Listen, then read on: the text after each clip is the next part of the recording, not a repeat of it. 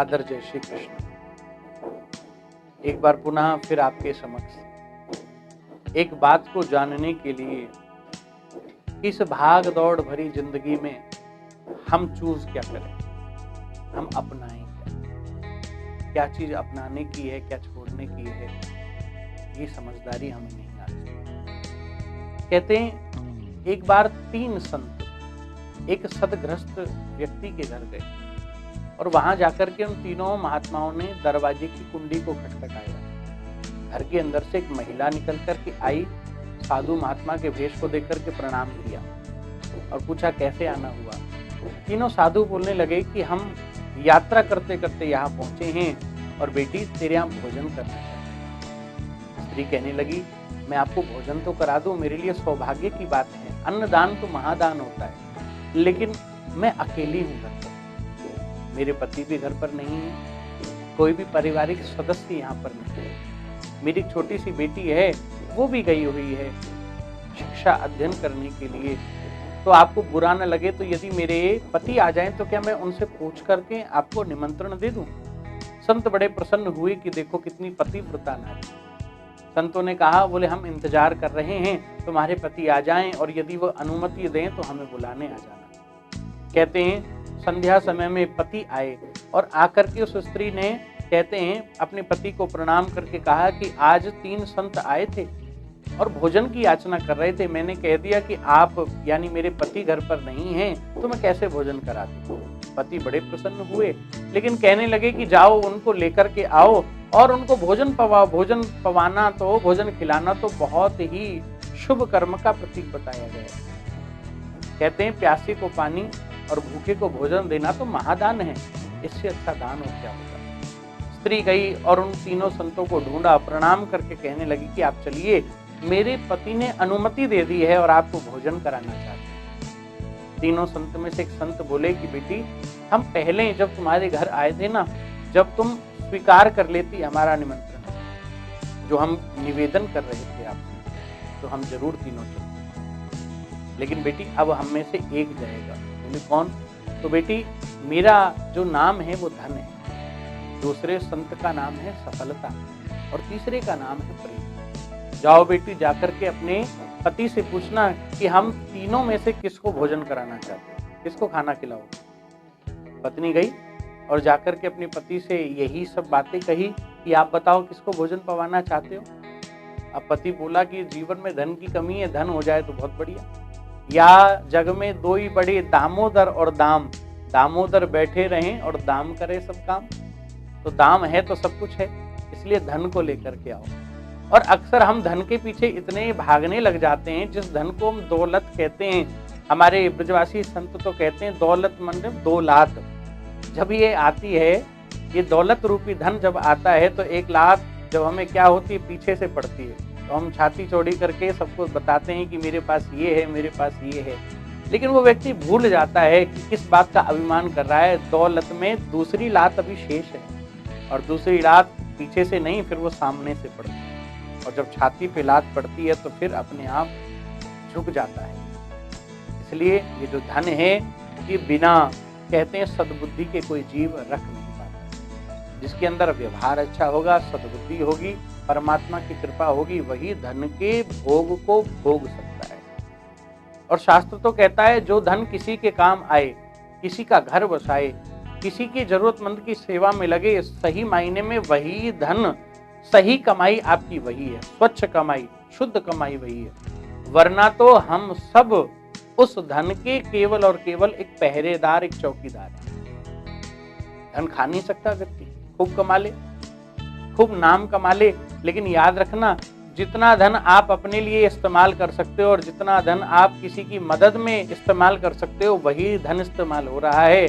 वरना तो केवल और केवल आप जैसे कोई माता, कोई अपने अंडों को बचाने के लिए बैठी होती है, कोई अपने बालकों को बचाने के लिए बैठी होती है, बस उसी प्रकार हम भी पहरेदार बन गए। लेकिन उस स्त्री के पति को तो क्या हुआ, बोले मुझे तो धन नाम के संत को भोजन कराना है। स्त्री कहने लगी जब से आई हूं तब से केवल धन और केवल धन की बात कर रहे हैं। हमें लगता है कि हमारे घर में आप हो, हमारी बेटी है, यदि आप दोनों के जीवन में सफलता होगी तो धन अपने आप आएगा।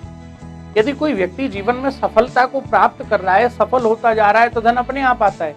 तो इसलिए मुझे लगता है यदि आपको बुरा ना लगे तो हमें सफलता को बुलाना है। पति की बात समझ में आ गई कि मेरी घरवाली बात तो सही कहती है कि धन नहीं, सफलता आएगी तो धन अपने आप आएगा। बेटी सुन रही थी, बेटी आई और दौड़ करके आकर के कहने लगी, माँ पिताजी मुझे एक बात मेरे मन में आ रही है, मुझे एक बात याद आ रही है, और वो बात मुझे याद ही नहीं, मेरा एक आपके सामने एक निवेदन है। माँ पिताजी मुझे तो जीवन में ना तो धन चाहिए और ना सफलता चाहिए, ना हमारे परिवार को धन चाहिए ना सफलता चाहिए। क्यों बेटी? क्योंकि मैं देखती हूँ आपस में आप दोनों में झगड़ा रहता है। कभी पिताजी की अपने पिताजी से नहीं बनती, तो कभी माँ की आपकी माता मतलब सास बहू की नहीं बनती। इसी की वजह से हम दूर रह रहे हैं। मेरे साथ कोई खेलता नहीं, कोई मेरा कजन ब्रदर हो, कोई मेरा और छोटा भाई बहन हो, कोई आस पड़ोसी हो, कोई मेरा मित्र नहीं। इसलिए मुझे तो ये लगा कि धन कमा लेने से भी मित्रता बन सकती है, निभ सकती है, जरूरी नहीं। सफल होने से व्यक्ति अपने काम से ही पूजा जाएगा, याद रखना। आप बहुत बड़ी सफलता को प्राप्त कर लो तो लोग बाग आप सफल हो गए हो इसलिए बस आपके साथ फोटो खिंचवाने के लिए, या उसमें भी स्वार्थ लाग करहीं सब प्रीति, स्वार्थ के लिए ही आपका वाह वाह करने के लिए तैयार होंगे। लेकिन माँ मुझे लगता है कि ना सफलता को बुलाओ ना धन को बुलाओ, और यदि आपने प्रेम को बुलाया ना, तो जहाँ प्रेम होता है ना वहाँ सफलता और धन अपने आप चला जाता है। इसलिए मेरे हिसाब से आपको प्रेम को बुलाना चाहिए। माँ पिताजी की दोनों की बात समझ में आ गई। पति कहने लगे जाओ और प्रेम नाम के संत को बुलाते। स्त्री गई और दौड़ करके प्रणाम किया, मेरे पति ने आप में से जिनका नाम प्रेम है उन संत को भोजन पर बुलाया। प्रेम नाम के संत खड़े हुए, प्रसन्न हुए और पीछे पीछे चलने लगे। दरवाजे पर आए, स्त्री कहने लगी मैं आपके लिए एक आरती की थाली लेकर के आती हूँ, पूजन करके आपको अपने घर में प्रवेश कराऊंगी। कहते हैं पूजन की थाल लेकर के जैसे ही आई और आकर के देखा तो प्रेम नाम के संत के पीछे वो दोनों संत भी खड़े हुए थे। स्त्री ने सवाल किया, स्वाभाविक था कि आपने तो कहा था एक आएंगे, लेकिन अब तो तीनों खड़े हुए हैं। प्रेम नाम के संत मुस्कुरा कर के कहने लगे, बेटी यदि तू केवल धन को बुलाती तो धन आ गई, सफलता को बुलाती तो केवल सफलता आती, लेकिन तूने तो प्रेम को चुन लिया, और जो जीवन में प्रेम को चुन लेता है उसके जीवन में सफलता और धन अपने आप उसको स्वतः प्राप्त हो जाते हैं। इसलिए सबसे ऊंची प्रेम सगाई, सबसे ऊंची कोई कमाई है तो वो प्रेम की कमाई है। जो चीज हम सामने वाले को देते हैं वही चीज हमारे पास वापस आती है।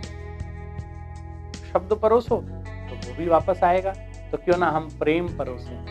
कहते हैं जब रोग इतनी बड़ी महामारी फैल सकती है तो सोचो यदि हम फैलाने पर आए, यदि हम सब एक दृढ़ संकल्प लें कि हम एकता का संदेश देंगे, एकता फैलाएंगे, हम प्रेम को, जैसे पुष्प को किसी को जाकर के निमंत्रण या बताना नहीं पड़ता कि मेरे अंदर से सुगंध आती है, पुष्प की सुगंधी अपने आप चारों दिशाओं में, दसों दिशाओं में महकती हुई चली जाती है।